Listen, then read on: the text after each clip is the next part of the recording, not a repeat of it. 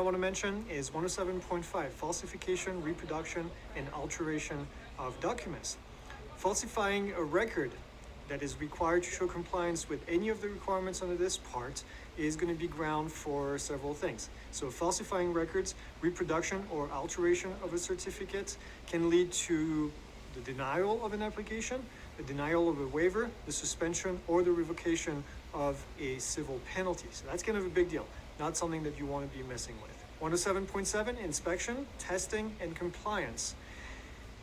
And there's several things in here, obviously, inspection, testing, and compliance. So we need to talk about all of these. Now, what this says in here, it says the remote pilot in command must have in his or her possession. And there's a bunch of things that you need to have with you so that if you get inspected, then you can provide them. You need to have a remote pilot certificate. Obviously, that kind of makes sense, right? Along with it, you need to have a source of identification.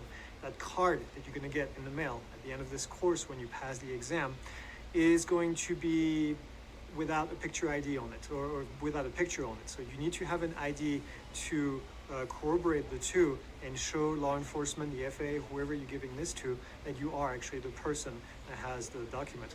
I remember years and years and years ago when I first started flying, the FAA had talked about putting photos on the pilot certificates, and I guess that never happened, obviously. Something else that you need to have with you is any documents that are required to be kept under Part 107. That includes, for example, your renewal information, so your renewal test. If you took the test, then you need to have a copy of that to prove that you're current. Your registration, if you have a waiver, then you need to have that. If you have an aircraft that is flown over people, then you need to have the means of compliance with you. We'll talk about means of compliance a little bit later in subpart D, but those are all the things that you need to have. So that's important that you have them. Personally, what I recommend you do is I have in my flight bag, I have a pouch that has an envelope that has all of my documents that are needed for the flight. That includes all my registration for all my aircraft. I have my pilot license, which I have with me on the lanyard that I keep when I'm flying. And then any waivers that I have also put in that pouch right here and kept up to date. At the same time, in case I forget that, then I have a PDF on my phone that I can access from anywhere and show it to the FAA or to whoever if they need it. So just have a backup. It's a good way of doing it. Something else that we need in here, A2. Under A2, it says the PIC, Remote Pilot in Command, must make available the documents to, and the list has grown. If you've studied this a little bit before, in 2021, actually, the FAA added more people to the list. In the past, that's all it was, right here, the FAA, the administrator. You're gonna hear, if you read the regulation, the actual regulation, it says the FAA, it says the administrator. The administrator is the big figure, if you want. And then everybody who works for the administrator at the FAA is able to ask for this document. So I usually translate it into the FAA because it makes more sense, but you may see the administrator sometimes. Any person authorized representative from the NTSB, National Transportation Safety Board, has the ability to ask you for these documents. Any federal, state, or local law enforcement. This was something that wasn't in place before. So if local law enforcement asks you for your credentials, then you need to provide it to them. Authorized representative from the TSA, Transportation Security Administration, as well, can ask for your paperwork. Something else that actually was added in 2021, the remote pilot in command must allow the FAA, now this is only the FAA here, to do any test or any inspection of any of the following, and this is to basically determine compliance. The aircraft in itself, or the system, the unmanned aircraft system, the remote pilot in command, so they could actually be asking you questions and testing you, and obviously inspecting, now they would be inspecting your paperwork. The person manipulating the flight control, if it's different, if that person is different from the remote pilot in command, and the visual observer, if it's applicable. Some waivers require visual observer, so in this case, they would be inspecting the visual observers and making sure that they have all the required documentation. In 107.9, it talks about reporting an accident, and it says the following. Accident must be reported to the FAA within 10 calendar days, and an accident is basically defined as the following. If you have a serious injury to any person, or if there was loss of consciousness, you need to know this. This section here is important. I've seen questions on the FAA exam. What I would recommend that you do, now we have this on the cheat sheet, but if you don't have the cheat sheet with you and you want to make your own, just take a little note in the corner of your notepad and start writing these numbers. Accident reporting, 10 calendar days. That's it. Just put 10 calendar days in here. By the way, calendar days just means 10 days, not business days. Business days would be Monday through Friday. Calendar days is any day of the week. So serious injuries to any person, or if there was damage to any property for which the cost of repair exceeds $500. And I know you're going to ask this question, and then you're going to say, what about my drone? If it costs more than $500, does that count? No. Property of others, not your own property in this case. So the drone is not included in here. If you hit a window and that window costs more than $500 to repair, then it has to be reported to the FAA. If you hit somebody's car and you cost more than $500 in repairs, then you're going to have to report it. Drone not included.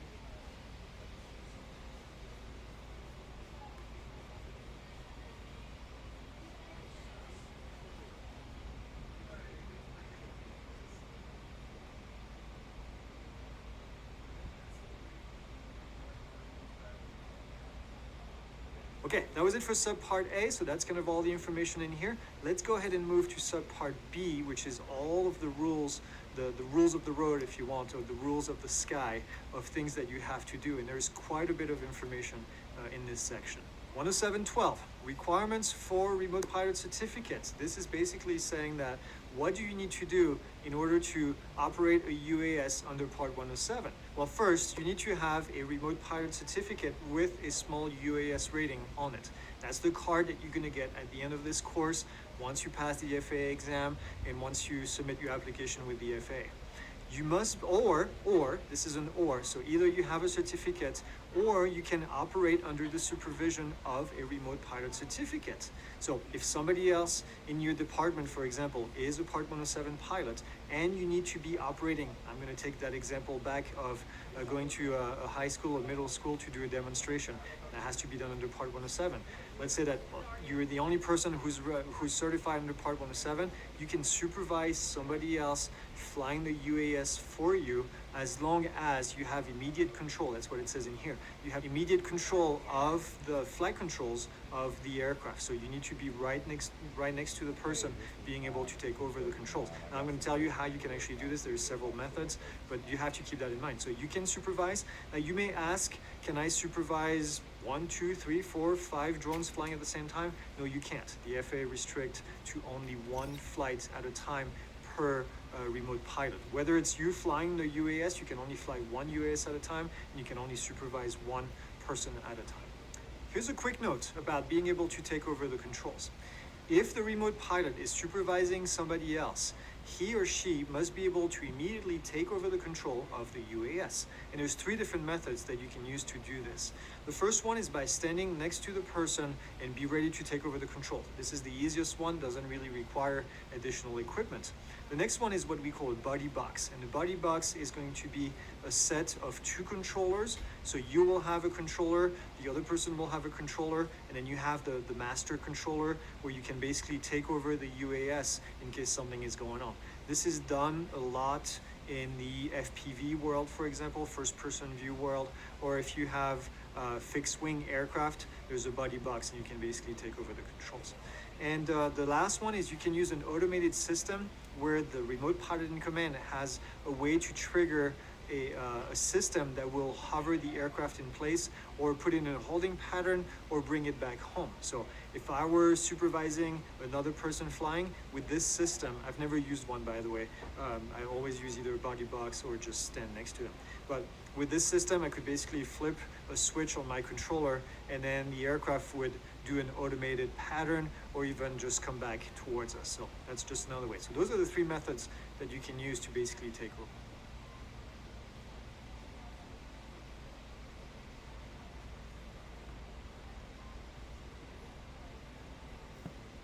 We'll talk about more of...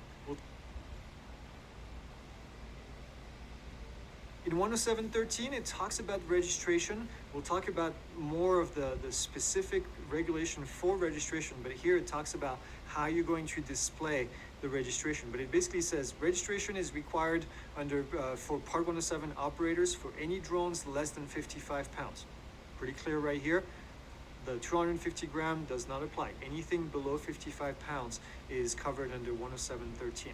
And then in here it also says, as of February of 2019, all the markings have to be displayed on the outside of the aircraft. In the past, you were able to put this label underneath a battery, for example, so it wouldn't fly off or whatever it is, disappear. Now you have to put it on the UAS in itself. I put mine, I don't have one right here, but I put mine right on the arm for the ones that have arms like the Mavic Mini. The Inspire 2, I just put it on the body in itself. So just find a spot where you can have it. For you as an organization, here's what I'm going to recommend that you do. If you're flying and you have other people that are flying the UAS, then I want you to put the expiration date for that registration, which is 3 years. I didn't say 36 calendar months, I said 3 years. So from the day that you registered, 3 years later, on that same day, is when your registration expires. So you want to put that on the drone and put that the expiration date, because when somebody takes the drone out of the box, they can look at it and say, this thing is still registered and good to go. So that's my pro tip, free of charge for you guys. 107.15, in here it basically says that you have to be operating the aircraft as long as it is in a safe operation, okay? In a condition for safe operation, that's basically what it says. It also says in here that if you know that the UAS is no longer in a safe operation when you're in flight, then you have to bring it back. If you know that one of the battery cells just died and you're basically just hanging on the rest of the battery cells, then you have to bring the drone back. If you know that the temperature is starting to get hot on the UAS and there's a risk that it's going to fail, then you have to bring it back. That's basically what it says. To me, that rule right here is just common sense, all right? 107.17, which is medical conditions. It talks about your physical condition as a pilot, and it says that nobody can operate a remote pilot as a PIC, a remote PIC, as a visual observer or as a direct participant. We'll talk about what direct participant means in a minute. If he or she has a physical or a mental condition, that would interfere with safe operation. Give you an example. You have visual observers. You have a whole bunch of them laid out for this operation. If one of these person is not feeling good physically or mentally, then they cannot operate as part of your crew. And this is important. This is for the entire operation. So just make sure that, and this does not only apply to the pilot, it applies to anyone that is part of the operation. Now I say in here direct participant. Direct participant can be somebody else other than the visual observer. It's anybody else that is part of the operation. An example would be you're flying at your high school, demonstrating your capabilities to the kids, and you want to keep somebody underneath the drone at all time so that you don't end up flying on top of somebody else. This person would be part of your operation. They're not really a visual observer, they're just a direct participant in this case.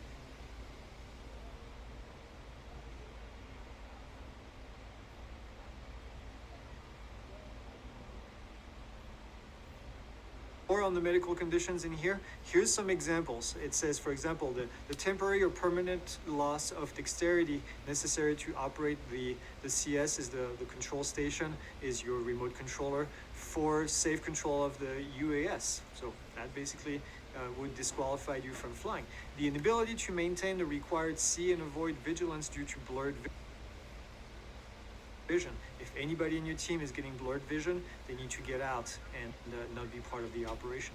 The inability to maintain proper situational awareness. In here we have a debilitating physical conditions such as a migraine headache or moderate or severe body aches or pains that would render the remote pilot, person manipulating the controls, or VO unable to perform operational duties. I think all this kind of makes sense. It's just kind of anything that's going to take you out and not make you work at 100%, that you need to be taken out of the team and either replaced, or we're going to stop the operation and then do it again when we have the right staff to do this.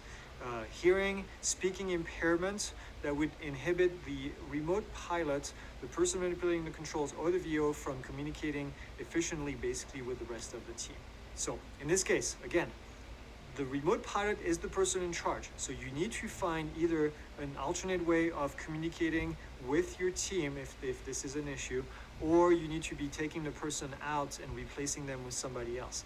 What personally I would do, well, it depends on the type of operation. I shouldn't say all the time, but if possible, I would come back, land, reassess, make sure that we can do the operation safely. Now, in some cases, you're not going to be able to do this. You need to be able to count on the fact that you're losing one person. So if you're using a lot of visual observers, then have one extra in there. So if you lose something, then you can have somebody else go in there. Easier said than done. I know, I understand that, but this is all part actually of ADM, aeronautical decision making, which I'm going to talk more in the future. All right, Joe, we've got about 30 or 40 minutes left in game night, but we're probably going to start breaking it down around 10:45. A bit more about what you have to do as the remote piloting command. So the RPIC must be designated before or during the flight. Better to do it before, but you need to know who is in charge before you start the flight. The RPIC is directly responsible and has final authority as to the operation of the UAS. I'm going to say that again. The RPIC is the person in charge and has the final decision of the operation. Okay, I'm going to take a break here, and I'm going to share a story with you because I think it's important. And I'm sharing this story because I actually had to share the story with the FAA. I had a student who decided that he was going to be part of a volunteer group to fly for a public safety agency. I'm not going to say what they did, but and he joined the group and he realized that there was an instructor there. Now, mind you, there's no such position as a UAS instructor. I'm not a UAS flight instructor. I'm an airplane flight instructor, certified flight instructor by the FAA. There's currently no certificate for instructing a UAS, so mind that. But this person was considered an instructor, did not have a Part 107 certificate, and was telling people that had Part 107 certificate what to do during training missions. And right there, that's a big red flag to me. Anybody who's instructing anything should, at the bare minimum, have a Part 107 certificate if they're going to be teaching anything, okay? And have the experience, obviously, to warrant teaching something to the next person. But this person kept telling them, as the pilot in command, you don't have final authority. I do because I'm the instructor. So right there, that's a big no-no, okay? The RPIC is the person that has the final authority. So if something happens, if you crash that drone, the person that was in charge of it is the person that is in charge of the crash. They're the person that crashed the UAS. So you have to remember that. And same thing for your visual observers. They're working for you as the remote pilot. You are the one telling them what to do, okay? So just keep that in mind. And unfortunately, I had to report this to the FAA because this person who was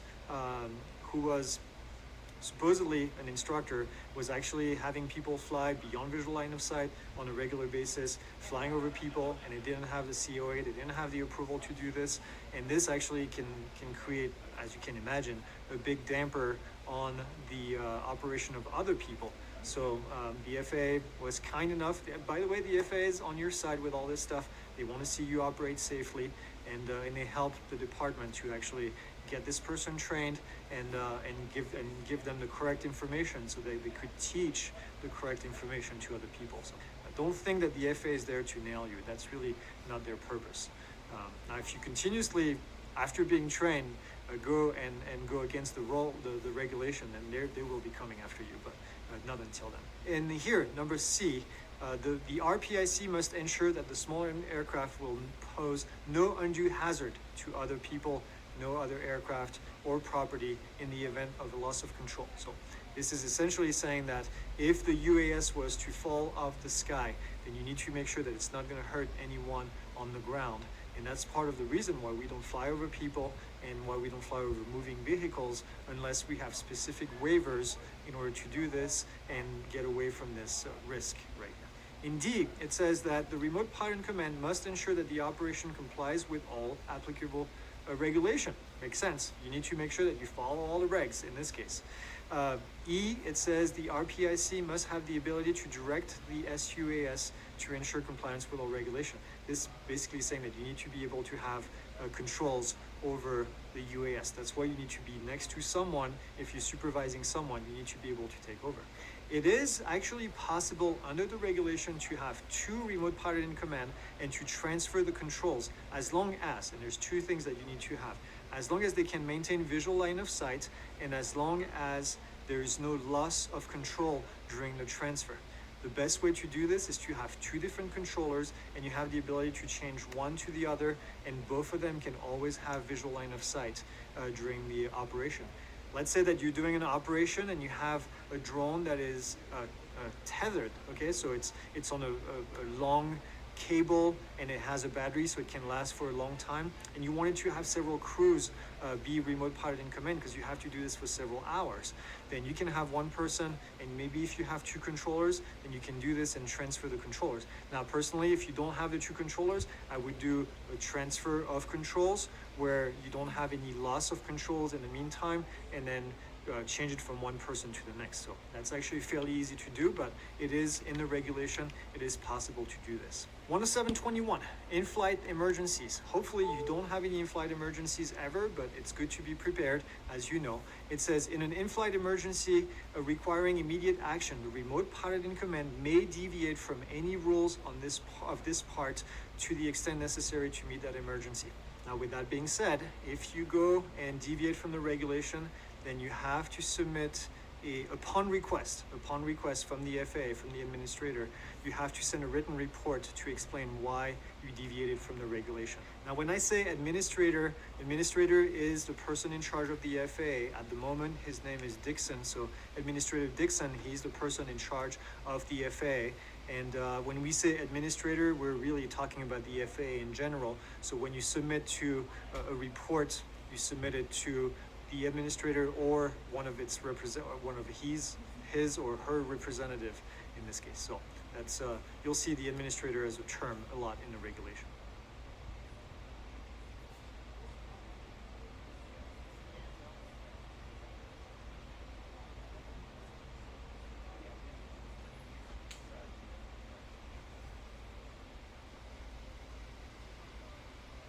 Careless or reckless manner so as to endanger the life or property of others. I can tell you, this is a catch-all regulation. This also exists in Part 91 for manned aircraft pilot, 9113, careless and reckless operation, that's what it's called. So if you do anything stupid, dangerous, whatever the FAA deems appropriate, they're going to say this is a violation of 123A and 107.23A. And they're basically going to say, here's a citation for careless and reckless operation. And probably for other things that you broke in the meantime, but careless and reckless is always going to be one of those that you see at the bottom.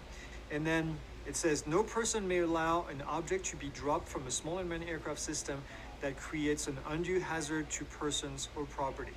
Don't drop stuff that's going to create danger to people on the ground. I think this is kind of common sense right here. 107.25, operation from a moving vehicle or from an aircraft. This is interesting. It says no person may operate a small unmanned aircraft system from a moving aircraft or from a moving land or waterborne vehicle unless, and there's an unless here, unless the small unmanned aircraft is flown over a sparsely populated area and is not transporting another person, property for compensation or hire. So if you're flying over a sparsely populated area, basically means an area that doesn't have a whole lot of people, then you could be sitting from a car or from a boat if you wanted to, as long as you're basically not flying. The idea behind all this is the fact that the FAA doesn't want to see you in the back of a scooter in the middle of New York City flying a drone that's chasing another car. Okay, that's the idea. So if you're in the middle of nowhere with not a whole lot of people around, not a whole lot of houses around, then you can actually do that. So just remember that portion right now.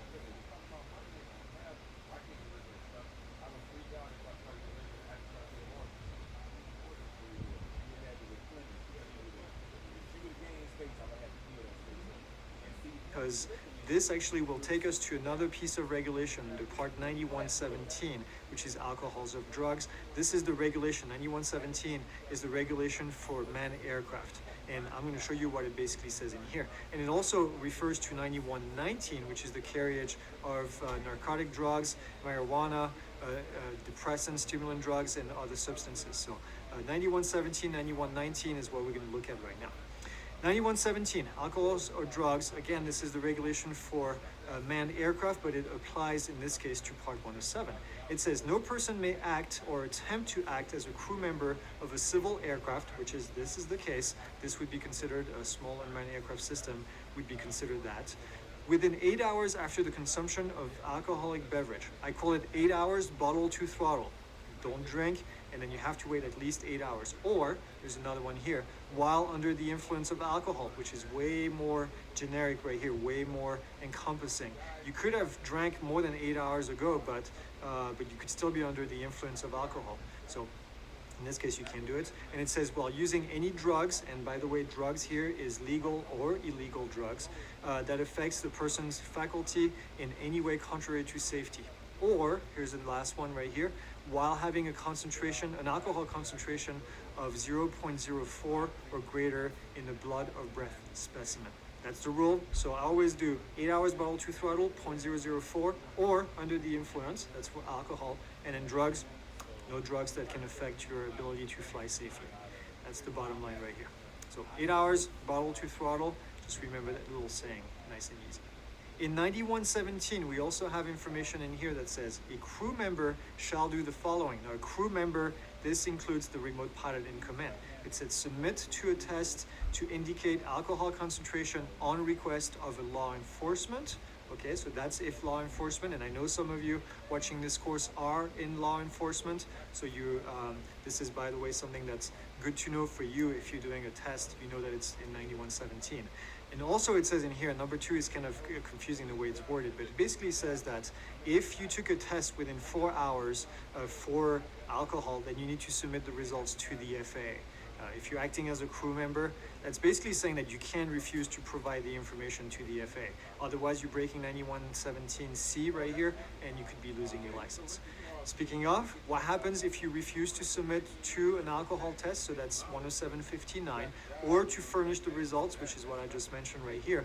It says refusing to submit a test or to furnish the results, as I had highlighted on 9117, is grounds for a denial of an application for a period of up to 1 year, or suspension or revocation of your pilot certificate if you have one. If you have other pilot certificates too, for example, I have a commercial pilot certificate. If I refuse to do this, I could lose my remote pilot certificate, my commercial pilot certificate, and my flight instructor certificate. So this includes all of the certificates in here. 9119 talks about carrying narcotics and all different types of drugs. It basically says that you can't use a drone to carry narcotics, marijuana, any kind of depressant or stimulating drugs, or any substance on board of the aircraft. Now this is true, this is 9119, so it's any aircraft, including small unmanned aircraft system. 10757, this talks about offenses that are involving alcohol or drugs. A conviction for the violation of any of the FARs that relate to growing, processing, manufacturing, selling, or disposing, or even possessing or transporting, all of these things in here, okay, of narcotic drugs, marijuana, or depressant can be ground for the following: a denial of an application of up to 1 year.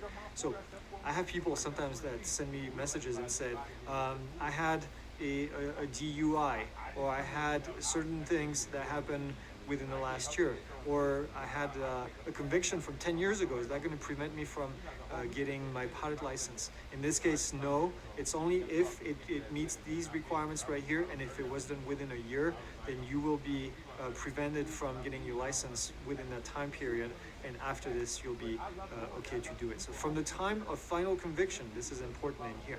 It also says suspension or revocation if you already have your certificate. So if you get caught doing anything in that paragraph A right here, and you already have a certificate, then the FAA can actually suspend and or revoke your certificate for forever or for a short period of time. If you were to break 10727, which is the 8 hours and the 0.04 and flying under the influence, if you were convicted under these, the same penalties are going to apply right here under 10757. So don't drink and fly, don't do drugs and fly, but I don't have to tell you guys this. I know this is something that will be well received.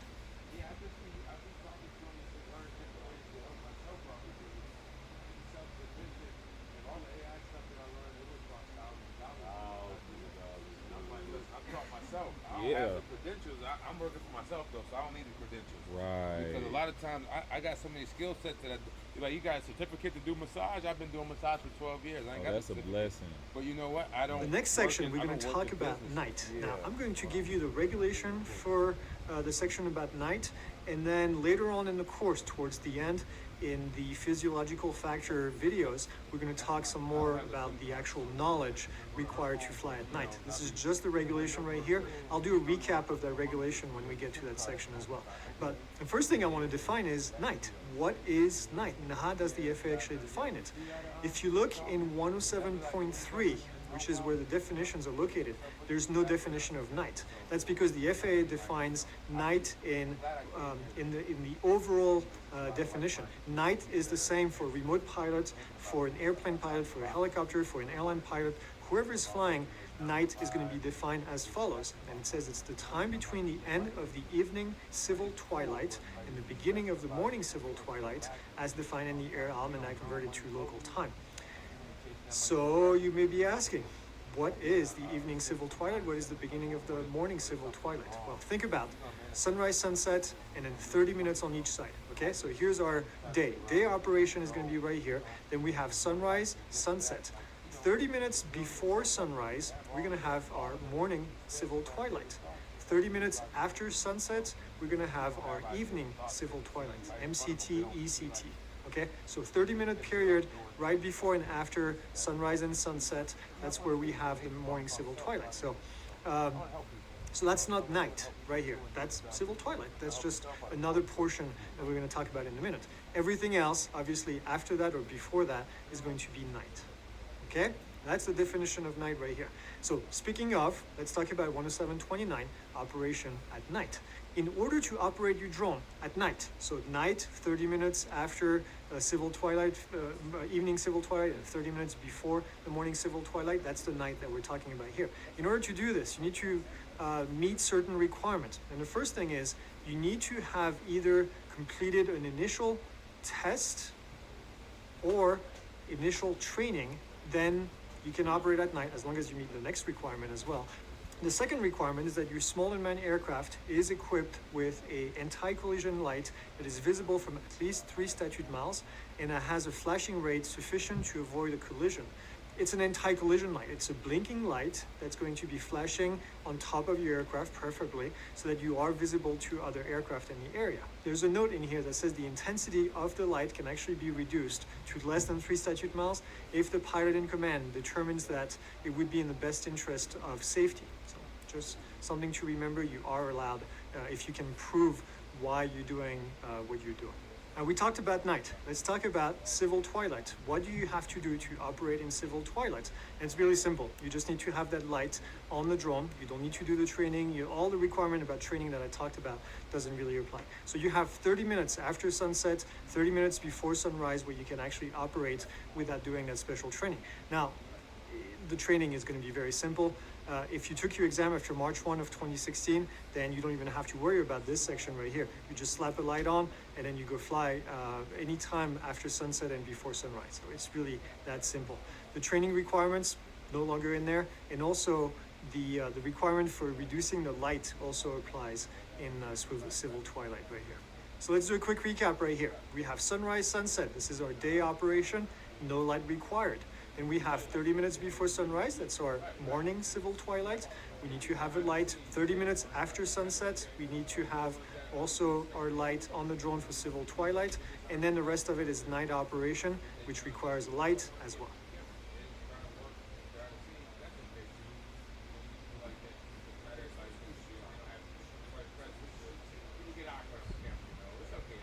Line of sight requirement. This is a really important one. I see people breaking that, unfortunately, all the time, and that's a good way to get in trouble with the FAA. And basically what it says in here is a remote pilot in command and a visual observer, if you used one, must be able to see the unmanned aircraft throughout the entire flight with vision that is unaided by any device other than corrective lenses. I'm going to go through this again. The remote pilot, and there's a keyword here, and the visual observer. Both of them have to be able to see the unmanned aircraft at all time with vision that is unaided. You cannot use binoculars, you cannot use a telescope, you cannot use anything other than your corrective lenses in order to see this. Here's what I see happening a lot. Somebody has a visual observer down on the other side of the building, and they said, well, a visual observer has visual line of sight, so it's fine, and I can talk to him or her, and that's fine. It's not. You and the visual observer, the and is really critical here, have to be able to see the aircraft unaided during that period of time. What does visual line of sight actually mean? What is the information that you need to know throughout the entire flight? Well, here it is. You need to know the aircraft location, which kind of makes sense. You need to see the aircraft attitude, meaning which way it is actually going. The aircraft altitude, you need to know the direction of flight at all time, okay? You need to know any kind of air traffic that is going on around it, any hazard in the airspace. This is what we consider visual line of sight. This is the information that you need to be able to see during your flight. And you need to determine if the aircraft is going to endanger somebody's life or property. So you need to make sure that you're not putting anybody in danger. This kind of brings me to this question that I get all the time. People say, well, I'm flying at the park and I'm just hovering right here and there's a kid coming to fly underneath my drone. I can't control that. Well, you can actually, because in here it says determine that the aircraft does not endanger life or property of others. If you fly over this person, the FAA considers that this is endangering somebody's life, you need to move away. If somebody comes to fly right underneath your drone, you need to move out of the way, okay?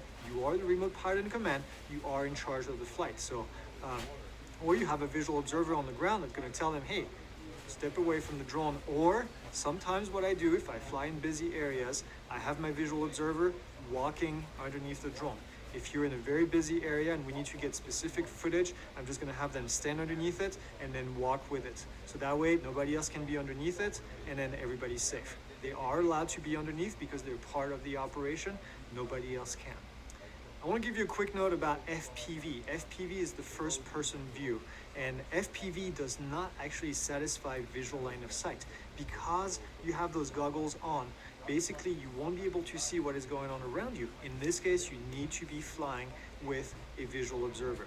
You're required to be flying with a visual observer. So technically, there's no FPV operation going on without the visual observer.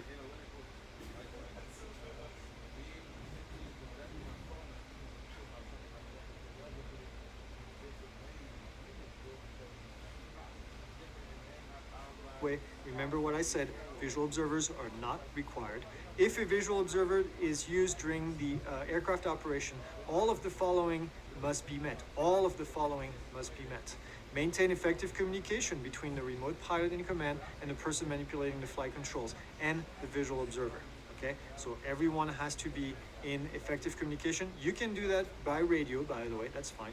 The visual observer must see the aircraft unaided. Same thing as 10731. You cannot use binoculars, you can't use anything else but corrective lenses. And it says all involved must coordinate to scan the airspace for any potential collision hazard. Your visual observer especially, that's what I rely on my visual observer for, is I use visual observers when I'm flying close to an airport or flying close to a helipad or where I know there's going to be other aircraft flying in the area, and I'm using my visual observer to help me coordinate and see what is going on. So super critical. Visual observers are really important, by the way. You really have to make sure that they understand all the regulation and that they know what you're going to be doing so they can assist you throughout the entire flight. 10735, operation of multiple SUAS. It says a person may not operate or act as remote pilot in command or visual observer in the operation of more than one unmanned aircraft at the same time. I've mentioned this before. You can only supervise one person at the same time, and you can only fly using one UAS at the same time, okay?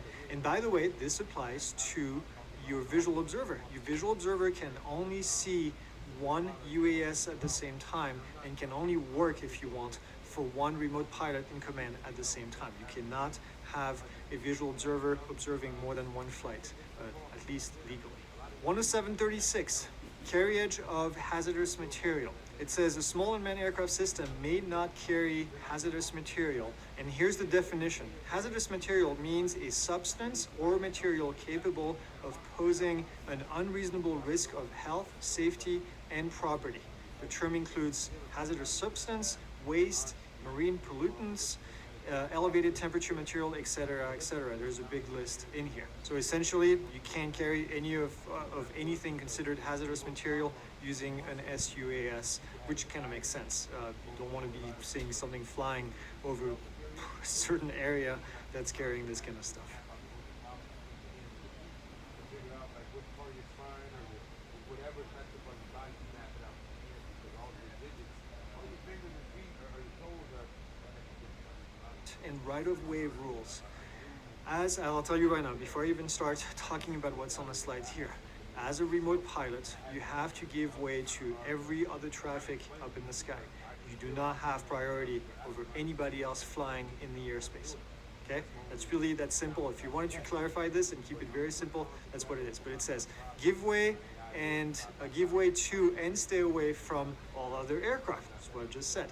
You may not pass over, under, ahead unless you are well clear of other aircraft. So you're not forcing other aircraft from changing their intended flight path. That's the basic idea. Now in 10739, we talk about operations over human beings, and there's going to be a whole section in a minute where we're going to talk about operation over human beings because, well, there are some limitations. Let's take a look real quick. It says no flying over human beings or over humans unless that human being is directly participating in the operation. So that's kind of the base regulation. Or if they're located under a covered structure or inside a stationary vehicle that can protect them. So that's the basic regulation right here. Anytime you want to fly over human beings, then this is the regulation you have to follow. But there's a caveat right here, and it says that if the operation meets the requirement of at least one of the operational categories specified in subpart D, then you can fly over humans. Subpart D is coming up. There's a whole section that's going to last a long while where I'm going to talk about subpart D and how you can actually fly over human beings without having to follow here A and B.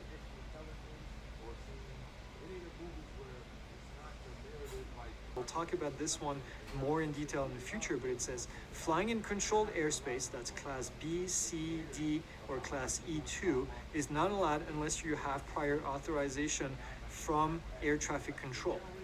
You don't know what class B, C, D, or E2 means at this stage. I'll talk about this when I talk about airspace in way more details. But basically, this term, remember this term for right now, controlled airspace. If you fly in controlled airspace, the one I mentioned right here, you need to have authorization from air traffic control. And I'll show you different methods in order to do this. And that's really critical before you start flying. You need to know what airspace you're going to be in. This is also going to be true if we look in 10746 for what we call prohibited or restricted airspace. I'll show you also how to read those and find them, or any areas that are activated by NOTAMs. NOTAMs is notice to airmen. A notice to airmen is it's a notice, okay? That's going to let you know that something is going on. So, for example, if there is a stadium, there's a big stadium with a game going on, for example, from a baseball game or MLB game or anything else, or an NFL game, then there's going to be a restriction there in place. So you can't fly, and that's what it says in 10747. Okay, so that's airspace. Again, like I said, we'll talk about this some more in the future. 10743, operating in the vicinity of airports. This is an interesting one, and it says, no person may operate a small unmanned aircraft in a manner that interferes with operation and traffic pattern at any airport, heliport, or sea base, or seaplane base. If you fly near an airport, which you may be allowed to do, you cannot interfere with the operation of other aircraft. This kind of goes back to the right-of-way rule and letting people, you have to basically give way to everybody else. You cannot interfere with the operation. What does interfere mean? If you're flying in short final and somebody is coming into land and you basically force them to go around, that's interfering with operation right here. You're breaking 10743, you can lose your certificate by doing that. I hear a lot, this 5-mile rule in In the past, there was a rule that said if you're within 5 miles of an airport, you need to contact air traffic control. That doesn't exist anymore. The FAA has stopped doing that. Hobbyists have to follow the same process as Part 107 pilots. They have to submit a request to get approval. 5-mile rules doesn't really mean anything anymore. So if you hear people say 5-mile rules, even for hobbyists, you can say that doesn't exist anymore. Now it's all about the type of airspace that you're flying in. If you're flying in controlled airspace, you need approval from the controlling agency, from the air traffic control. Just gonna run it off of there like that's stupid. So I don't know. Dude, I'm gonna tell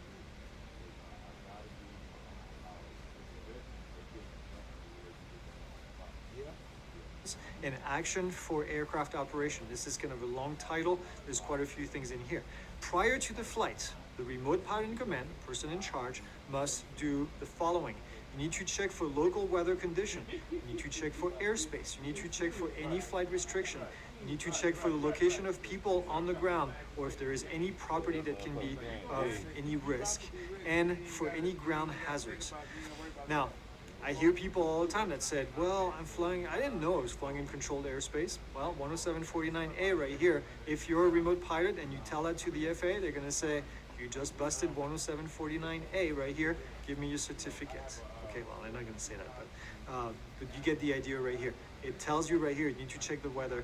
Or you're gonna say, well, I didn't know the clouds were at 400 feet above the ground. Well, you're supposed to be checking the weather. So you need that's part of it right here, getting information. You also need, as a remote pilot in command, you need to ensure that all persons that are participating in the operation are informed about the condition, the emergency procedures, any kind of contingency procedures, what they're supposed to do, their roles and responsibilities, and any kind of hazard going on.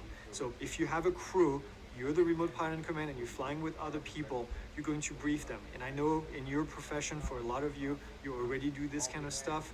And so you'll be doing the same thing for this kind of operation. This should become a standard. It also says in here, it says, ensure that the control links between the ground control station and the small unmanned aircraft are working properly. This is basically saying that we need to make sure that the controls that we're sending to the UAS via the airwave is actually working correctly. So the connection between your controller and the aircraft need to be verified before you take off.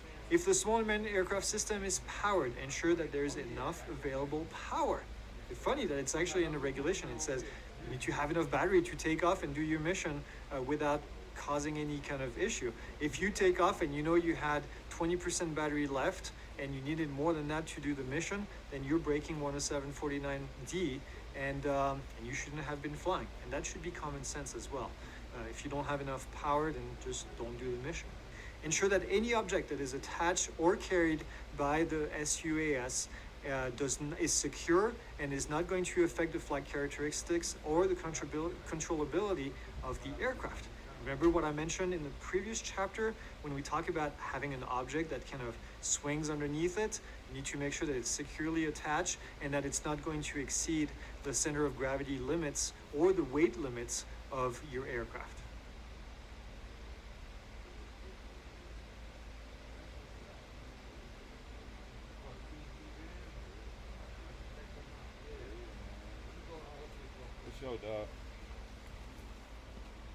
The part that a lot of people get confused about. So 107.51B, it says, you can fly the aircraft 400 feet above ground level. 400 feet above ground level. What does it mean? Here's the ground right here.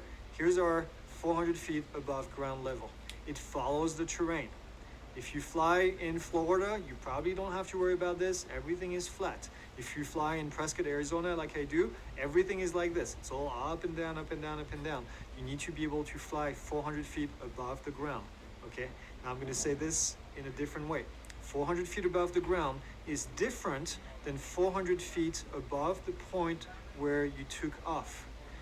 When you take off and you look at your controller, if you're flying a DJI drone, if you're flying a Skydio, if you're flying any popular drone today, it's going to give you your altitude based on the screen of the controller, which is the point from which you took off, which is not always going to be accurate. So I'm going to give you an example in a second where you can get in trouble because your screen may say 400 feet, but you could be flying 600 feet above ground level.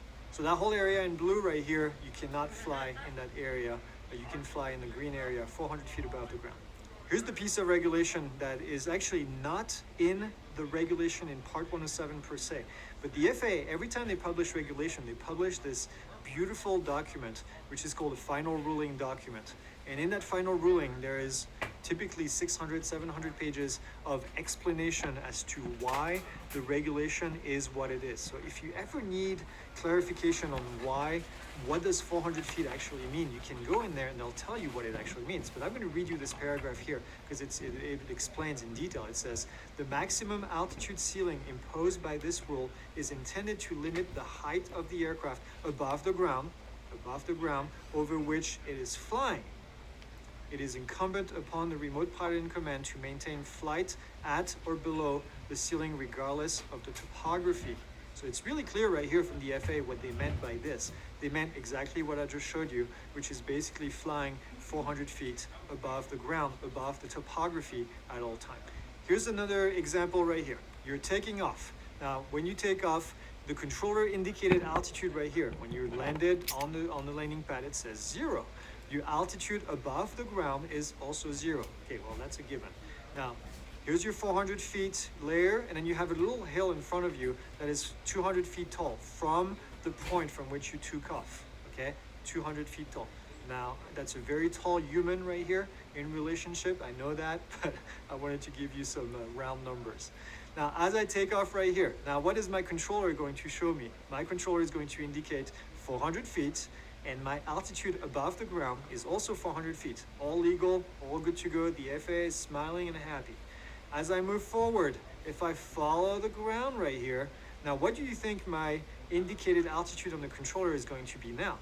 It's going to be 600 feet indicated on the controller because I am 400 feet above the hill and the hill is 200 feet above my takeoff point.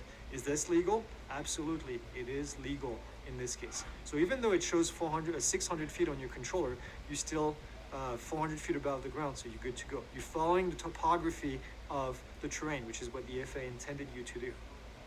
Here's another example here though. You take off and we go up to 400 feet. Now my controller is indicating 0 feet, my altitude above the ground is 0 feet, and I take off and I go to this point right here. Now my controller is indicating 400 feet. I am 400 feet above the ground, all legal, all good to go. Now you decide to keep going and maintain that 400 feet and move forward away from the UAS. And then you follow the terrain. You stay 400 feet above the ground. Now your controller is going to indicate what? 200 feet, okay? 200 feet above the takeoff point, but 400 feet above the ground. You are still legal. Now, if you were to climb right here to 400 feet indicated on your controller, you would technically be 600 feet above the ground, which would put you in, in a spot where it's illegal. You would be 600 feet above the ground, which exceeds the 400 feet intended by the FAA. Does that make sense? This is an example. I see this wrong answer all the time, even from people that are teaching this stuff. They're teaching the wrong way. I had a lengthy discussion with a competitor, I hate to say it, about this, and they were teaching the wrong way, and then they realized that this is the right way. So if anybody tells you otherwise, read them that quote that I gave you that says following the topography from the FAA explanation. That clarifies everything. 107.51, let's continue here. It says 400 feet above the ground unless the small unmanned aircraft is flown within 400-foot radius of a structure.